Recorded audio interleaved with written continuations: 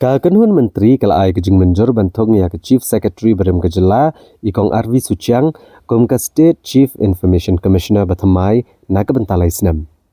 Uba polong do ulong bakakam Chief Information Commissioner kalalong theli hadian buhe IPS Officer Berem Kejela uba H nong plu ula syong that no aka khatsau trek unai biang kasnam arhajar arpusau.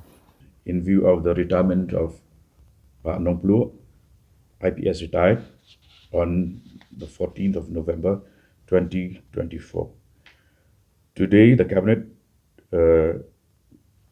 has approved the proposal that Kong R.V. Suchiang, IAS retired, be appointed as the new State Chief Information Commissioner for the period of 3 years.